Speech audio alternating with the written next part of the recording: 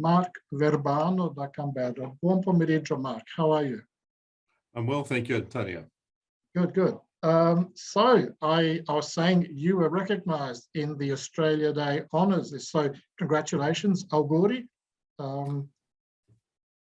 Thank you very much. Look, very privileged, very honoured, and very humbled. And I've been very fortunate to work with a lot of good people over a long time. So it was lovely to be recognised, but it's really my family have put up with a lot over the years.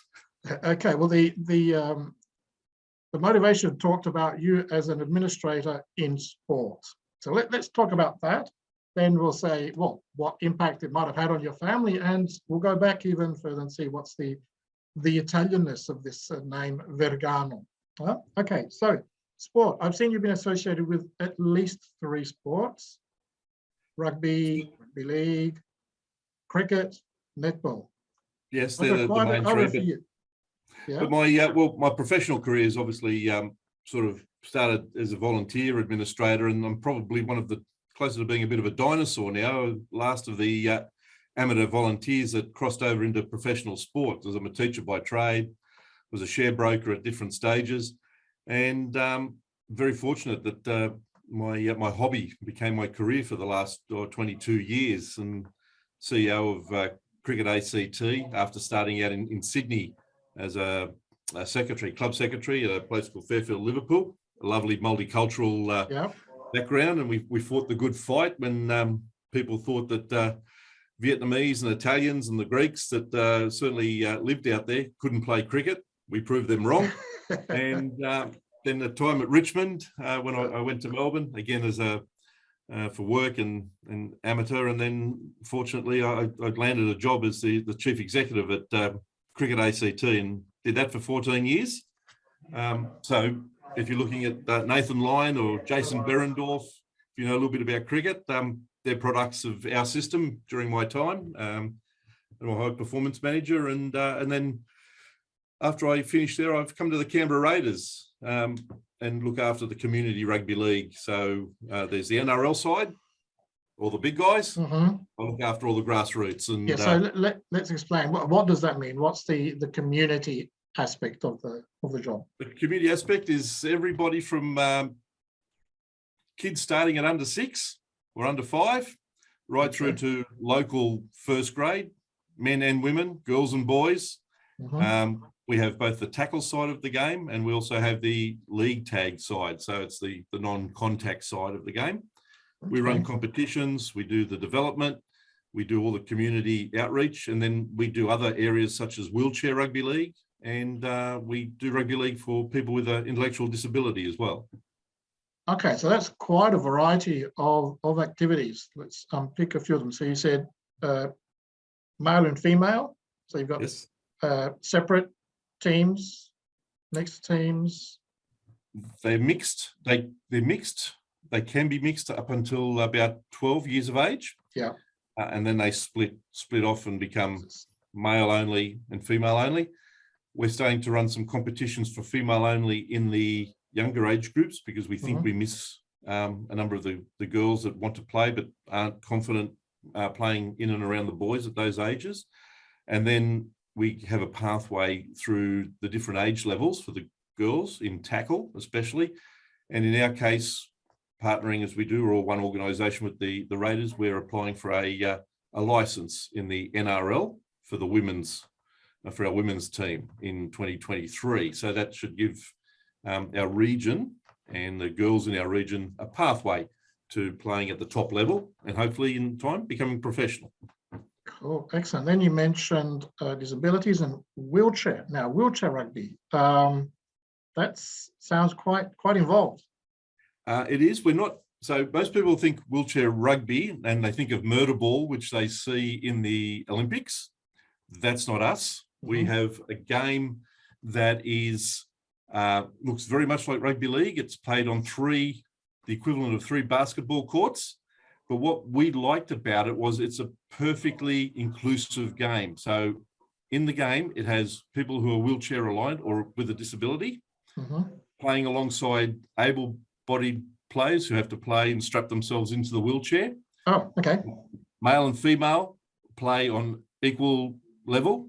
And really, I think our youngest player at the moment is 14 and our oldest is around 60.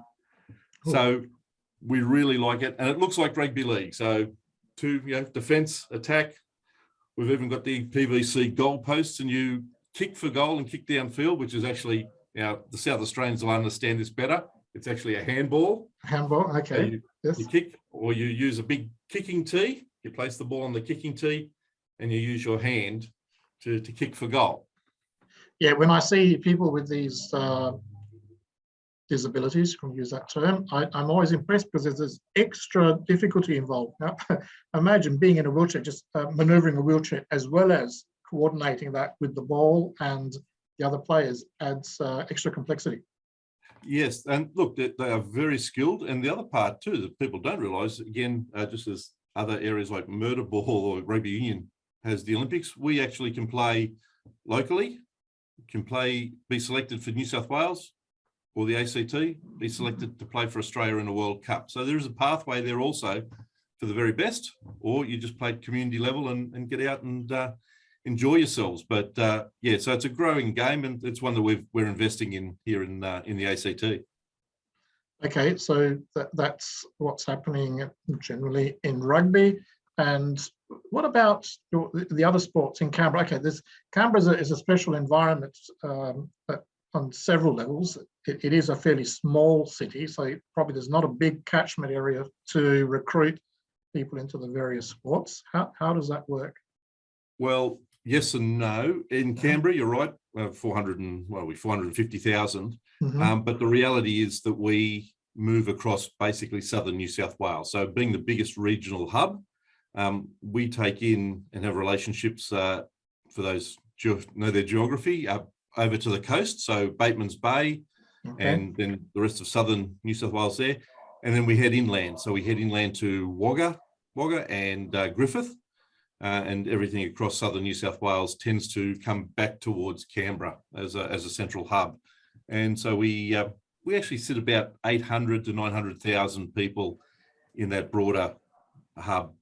So we're not small in that sense, but geographically it can be challenging for us. Yeah. Okay. And so it's rugby league. How is cricket going? You talked about, I've seen how you've developed the oval at Manuka. It's you got some prestigious teams there, like the Prime Minister's. Does the Prime Minister's 11 still operate? I remember Bob Hawke introduced it or reintroduced it. Yeah, no, it's certainly there. It's like everything else in the pandemic and the problems with scheduling. So I was CEO there for 14 years, and so I ran 14 Prime Minister's 11 matches. So I started with John Howard, went to Kevin Rudd, Julia Gillard, finished with Tony Abbott. Across that, in that time, as you mentioned, we redeveloped Manuka Oval. So we were sort of domiciled at Manuka Oval at that time. So the lights was certainly a big project to get those installed. And people remember the lights at Adelaide Oval and all the tribulations you went through originally. We weren't too far behind. It was an interesting exercise, getting the residents on board and all of that. So I was involved obviously intimately in that, then the redevelopment of the ground itself. So, probably something like 10 to 11 million for us investment with the government in that. So that was a terrific project to be in. And then, at local level, developing players and just trying to strengthen cricket. And now I work in rugby league, but I'm still a club president. So I've gone back to the grassroots, and I'm president of ANU, Australian National University Cricket Club here in Canberra. Oh, cool. That should be a very stimulating environment. Now I can see through the camera on your computer, you're in an office environment or something. What have you been doing? Well, this is our new facility here in Braddon. Certainly upgraded, state of the art for obviously an NRL for the National Rugby League with the Canberra Raiders. So we moved here. The day we moved in, our chief executive, Don Ferner, basically said goodbye to everybody because it was the first day we got shut down in the first lockdown in 2020. Oh, so, okay. And nobody came back. I was here for a number of months because about 6 of us stayed working in the environment.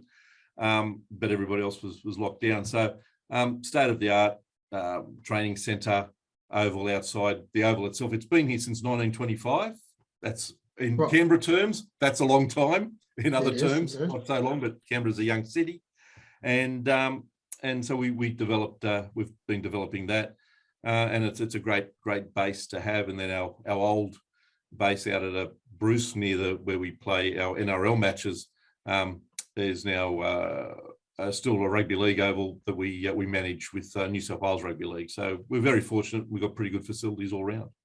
By the way, we didn't test your Italian. I didn't ask if we should continue in Italian or English. English, absolutely. As I think I mentioned to you, Antonio, we're a pretty Anglified family. My mum is still the only one at 88 years of age, and even she has to brush up the few times she's headed back to Italy in the meantime. And she's more Piemontese than she is classic Italian at the moment.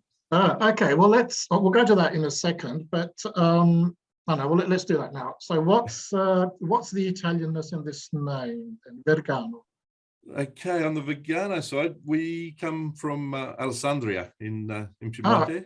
Okay, Alessandria, cool. Yeah, and on my mother's side, mum is a Conti, cool. and spent a lot of time in Adelaide. So Adelaide's very close to our heart because we still have a lot of relatives in Adelaide on the Conti side. And Conti's come from Asti, and then sort of moved down into Torino, and then both emigrated in the mid-20s to Australia. And that's very, very early. That's interesting. Okay, so in mid-20s, you said they came to Australia. Yep. To Adelaide initially. No.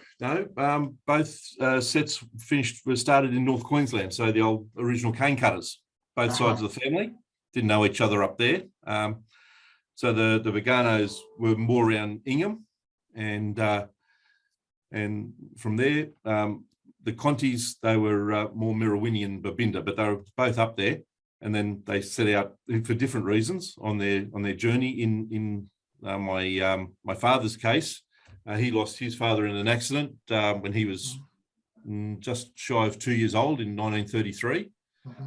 So my nono on my father's side died very young, and so they started to move after a while down to Lismore on farms.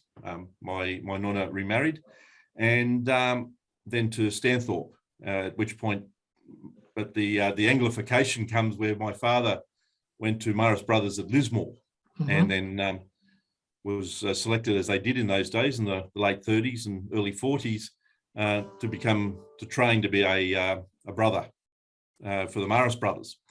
He didn't stay, but in there, that's where the cricket and the rugby league kicks in. And so he was very sporty. He didn't realise it at the time, but he's a very sporty type. He went to Brisbane and then to Sydney. The Contis, as we've sort of discussed off air, Antonio, they were up in North Queensland, but of course, once the war intervened, my grandfather on my nonna on my mother's side was interned, and of course, being a prospective battlefront in 1941 with the Japanese moving, he was relocated to Loveday, just outside of Adelaide, in the internment camp, and as they did, the rest of the family followed.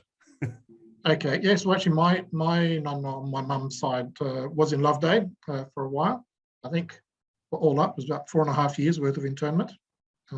Yeah, we were. I think my nonna Conti was 2 years, 41 to 43, but apparently he was a bit of a trustee, so he actually got out.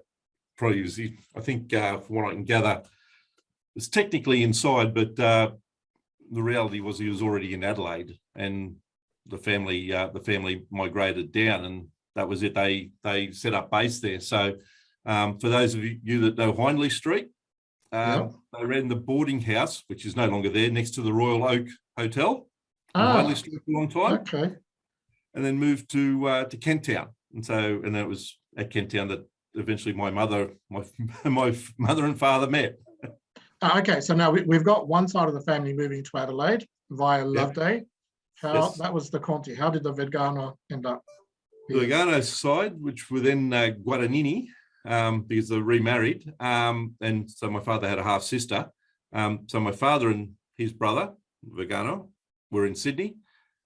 Coming back from Italy, they stopped off on the boat and they liked Adelaide and they decided to stay. So my nonna and my step nonna and Auntie Mary, Soldan, as she became after she married, all stayed in Adelaide, and they were in Adelaide right through to they passed. And so Adelaide's obviously been very keen. So my father comes down to visit. Through the Italian community, everyone knows each other. So we still have Vergano and Conti in Adelaide? We have only Conti. No, Vergano, and more actually, I've got my cousin is about 40k away outside of Canberra in a place called Dalton. His son is at Junee in central New South Wales. So the Verganos have predominantly stayed now in New South Wales, and the Contis are Adelaide. So, but as I said, Adelaide, very dear. My Uncle Joe, my mum's brother, what's Uncle Joe now, 92? Wow. Just turned 92 last birthday. Giuseppe Conti was involved with the Lions Club in Adelaide for a long time. He was president. And her other brother, David, died about 3 years ago at about 86 years of age. Okay. And you mentioned your mum going back to Italy or visiting, and your father. How about you? You've had any trips? You've gone with your parents? No. I went, I went to Italy with a couple of mates, 1987. Okay. And that was it. And it was just three probably buffhead young guys in a car getting around. So we did a fair bit of Italy at the time. Well, we did Europe, as you did in those days. Jumped a car and away, onto a car and away you went. That's the only time I've been back. Love to go back and take my wife, who is more Irish Catholic background. So with us with 6 children, an Irish Catholic and an Italian Catholic, we didn't have much of a chance. Okay, maintain some of the old traditions across the board. Cool. Well, Asti and Alessandria, good spumante, sparkling wine territory, amongst other things. Definitely beautiful. The case. We went up to Torino mainly, sort of hovered around there, and then went up through the country. But I didn't really engage with the relatives at that time. Yeah, beautiful foods too. Great agri food sector up there. Yeah. Cool. Okay, now I was going to say there was another theme I was going to go back to, and that is you have a broadcasting role yourself, and you let's tell us about that. Oh yeah. Well, basically, Canberra being Canberra, you become a jack of all trades, and of course your knowledge of sport, and you get to meet people, and obviously in the positions I've had, I've been interviewed often, but you get to know the media. And anyway, I was on air one day spruiking rugby league actually, and one of the presenters said to me, he says, all this other knowledge, why don't you do some do some spots? So I've finished up now 7 years just doing previews and reviews of sport each week, different sports, what's happening around Canberra, take a broader look at Canberrans around the world even. So we'll report on Paddy Mills doing what he does, as we would look at Canberra United in the women's football. So we just do a 10-minute back and forth to preview the weekend, and then look at the results on the review. And it's something that's been going on for 7 years, and they haven't shut. I thought they would have thrown me off by now, but they haven't. So you're a broadcaster yourself. You do your own radio spot. What radio station? 2CC, predominantly here in Canberra. So it's the talk and sport station. So just small spots, and do it in the afternoon. I was at one stage I was doing it 10 to 7 in the morning, so I don't know if it was the best thing to wake up to to my tones. Okay, so sport is certainly a big part of your world. So at the professional level, at an amateur level, at a volunteering level, and you said has an impact. Absolutely, your family loves it too. They participate. Oh, absolutely, yeah. So I've got my eldest, it's 8 now, he's 28. He's actually has autism with an intellectual disability. Very sporty type in that. So, swimming, cricket, bowling, football. So Wow. he's active. He's been very active right from day dot. I used to have trouble catching the little thing. He'd take off like a rocket. Second bloke at the moment, he works in wheelchair. He's a development officer for wheelchair sport. And he's a coach, athletics coach. And the rest have played multitudes. They dance, gymnastics, swimming. And then the youngest, who's 15, he's not a bad football player and loves his cricket. So it's been right through the family. Oh, okay. So that's cool. So you keep on developing the culture, and it's nice to see that you're doing good stuff in the community and across groups that otherwise are not included in these sorts of activities. It's important. Yeah, I've been very much a part of our life. If anything, my wife obviously is the driving force. 28 years ago with autism, once we diagnosed Aiden, it really wasn't on the radar. We actually had trouble getting it diagnosed at that point in time. But it's opened us up to an enormous privilege to be a part of that community, dealing with parents, hopefully making a difference on those sides of things. So much so that my wife is finishing her PhD in education, looking at individual learning plans for children with disabilities, and lectures at the University of Canberra these days. So she's the brains of the outfit, Antonio. You got the wrong one here. But it opened up an area, as he was our first child, as new parents, opened us to something that we knew very little about, and has been an amazing privilege to be a part of their lives going forward. Yes, cool. Very, very important work. So now we've actually been chatting for almost half an hour, which is it's cool. It's nice, enjoyable conversation. And hopefully we'll have some more of these in future. And again, I'll say congratulations on the recognition for the work you've done. And I'm going to ask you if there's a song or a singer that you might want to request or play or dedicate.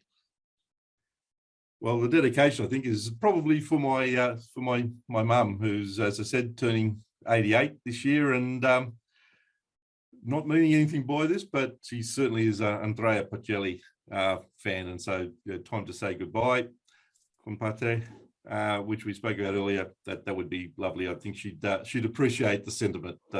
Okay, con te partirò. Okay, I found a version of Bocelli and Sarah Brightman, so a beautiful combination of voices.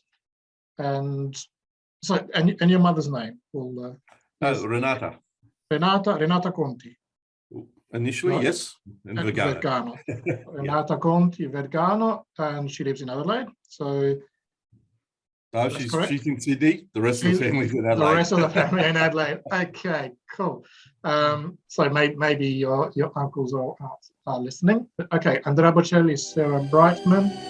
Time to say goodbye. Con te partirò.